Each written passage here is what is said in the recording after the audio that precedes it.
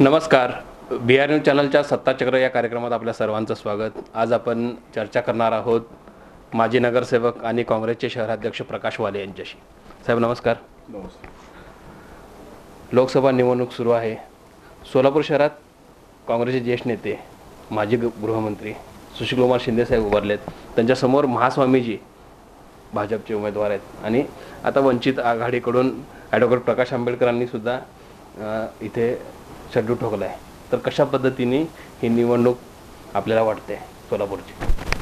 आज सोलापूर लोकसभा मतदारमध्ये लोकसभेचे निवडणुकीचे वारे वाहू लागलेत. सोलापूर शहरामध्ये सोलापूर लोकसभेचे काँग्रेसचे उमेदवार सुशीलकुमार शिंदे यांना दिली गेलेली आहे. गेल्या 4 वेळा यांनी लोकसभेचे इलेक्शन जिंकलेले, मागचे एक इलेक्शन सोडून. आणि जे मतदार राजे आहेत ते ओळखून आहेत कोणाला मतदान करायचं. गेल्याबरी आपल्यातून काय चूक घडलेली आहे ह्या वर्षी त्यांनी करू देणार नाही, चूक घडू देणार नाही. गेल्या वर्षी आम्ही कुठं काम करण्यास कमी पडलो, त्या कामाच्या निमित्ताने आम्ही लोकांपर्यंत पोहोचण्याचा प्रयत्न केलेला आहे आणि प्रयत्न करीत आहोत आणि केलेला आहे. आज माझ्या पक्षातून 102 उमेदवारांना पक्षाची उमेदवारी दिली होती.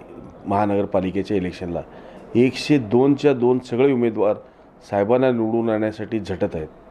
आणि गेल्या निवडणुकीमध्ये जे आम्ही गाफील राहिलो, आता गाफील राहिलेलं नाही, लोकांपर्यंत पोहोचण्याचं काम केलं आहे.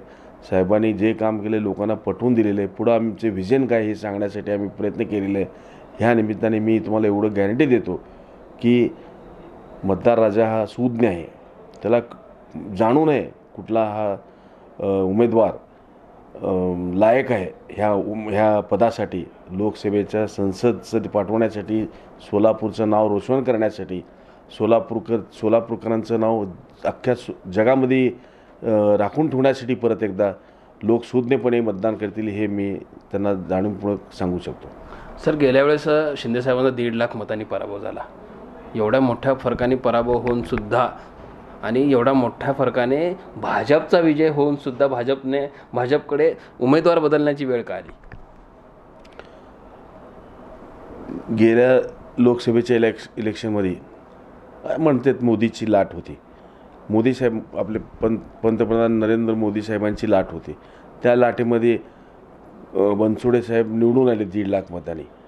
आणि जो व्यक्ती एका बलाढ्य माणसाला पाडून 1.5 लाख मताने निवडून येतो, असल्या व्यक्तीला बदलण्याची गरज भारतीय जनता पार्टीला का आली हेच मला कळालं नाही.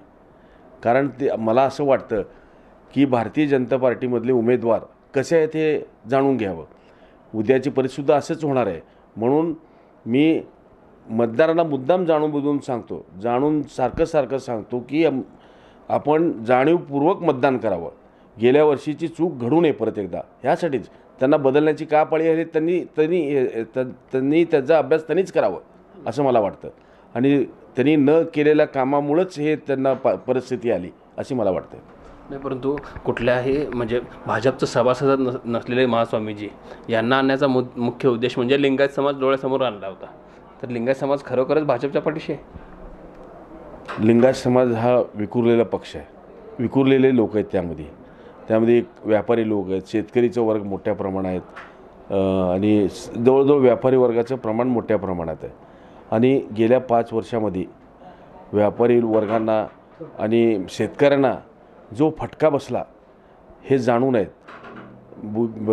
गेल्या 2014च्या इलेक्शनला मोदी लाट असल्यामुळं आमचा वर्ग तिकडं लिंगायत वर्ग हा थोडा झुकला गेला होता.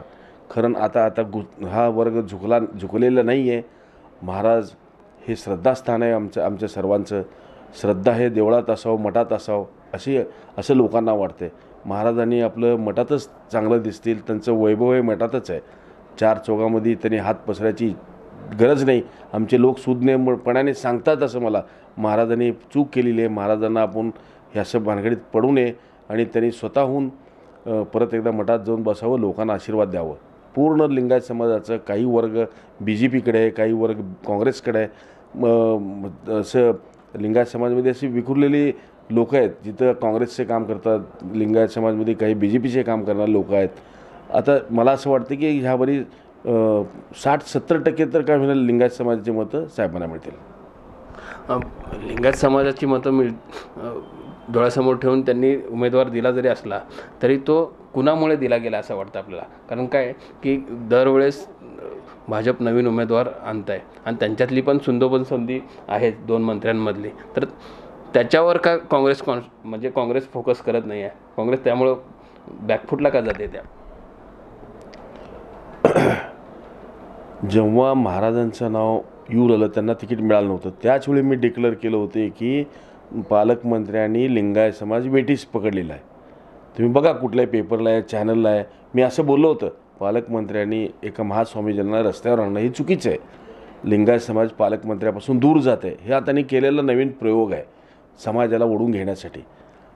अन्यथा महाराजांची इच्छा नसताना सुद्धा त्यांनी जबरदस्ती जाऊन महाराजांना तयार करून त्यांना रस्त्यावर आणले, हे चुकीची गोष्ट आहे. पूर्ण लिंगायत समाजाला पालकमंत्र्यांनी वेटीस धरलेलं असं मी जवळजवळ 1 महिन्याखाली बोललो होतो आणि आतासुद्धा बोलतो. लिंगायत समाजाला वेटीस धरण्याचं काम पालकमंत्र्यांनी केलेले आहे.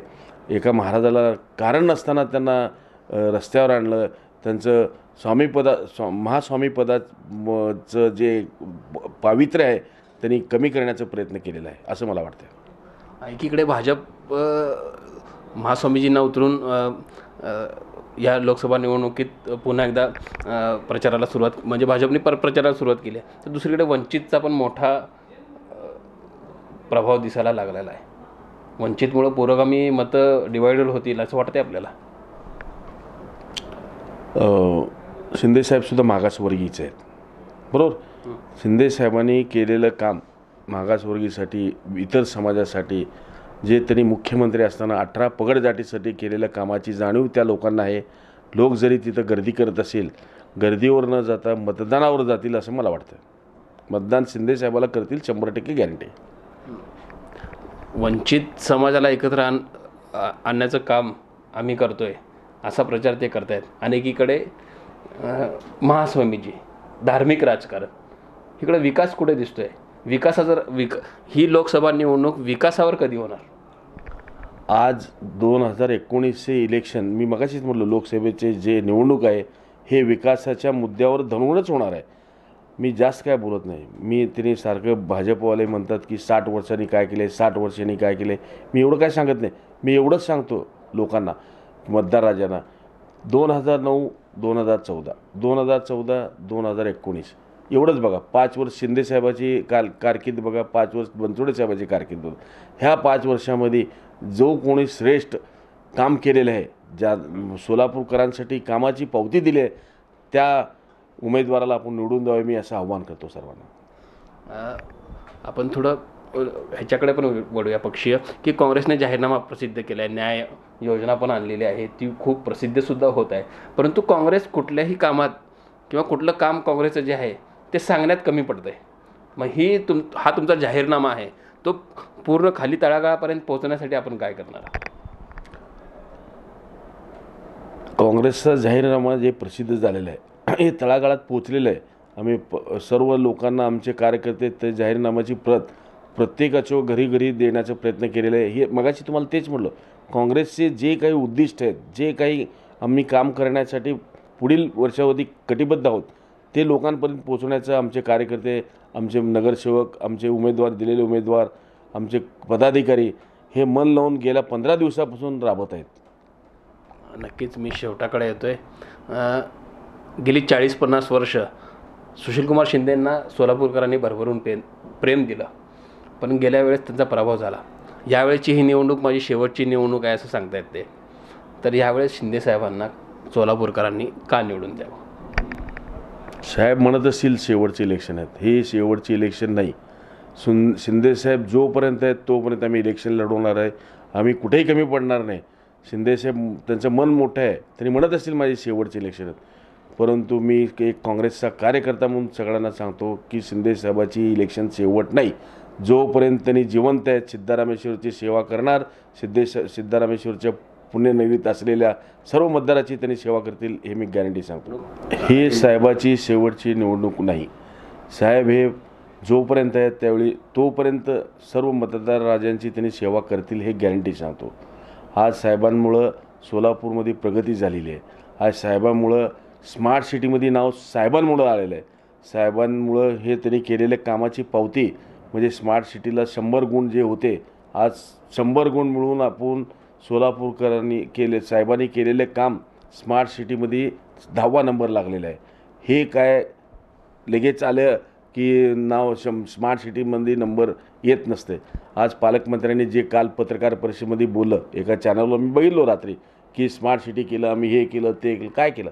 बगीचा केलं का काम केलं कसं झालं? पाणी मिळत नाही 8-8 दिवस. साहेब बगीचा केलं, कुठे मी रंगभवनपाशी लाईटिंग केलं. दिस इज नॉट करेक्ट.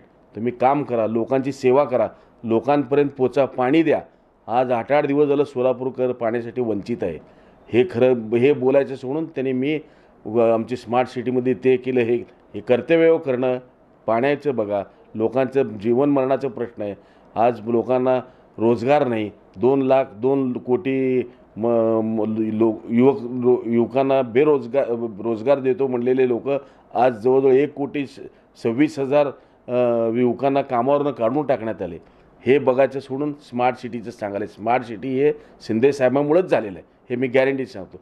आज मी लोकांना एक आव्हान करतो, आपल्याला 40 वर्ष काम केलेला अनुभव असलेला आणि सोलापूरसाठी धडपडणारा, सोलापूरचं नाव अख्ख्या जगामध्ये प्रसिद्ध करणारा, ज्याचं शब्द टाकलं तिथं काम होणाऱ्या माणसाला आपण मतदान करावं.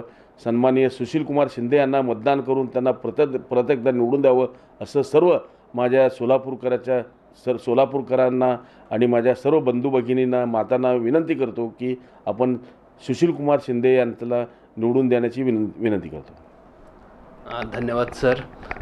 विकासाच्या मुद्द्यावर बघून मतदान करा असं आवाहन प्रकाश वाले यांनी केलेलं आहे. ही साहेबांची शेवटची निवडणूक नाही आहे, तर ते जोपर्यंत आहेत तोपर्यंत तेच आमचे नेते आहेत आणि त्यांनीच उभं राहावं असा आग्रह त्यांनी केलेला आहे. यामध्ये BR न्यूजच्या सत्ताचक्र या कार्यक्रमात आपण इथेच थांबणार आहोत. पुन्हा भेटणार आहोत नवीन मान्यवरांसह, नवीन चर्चेसह.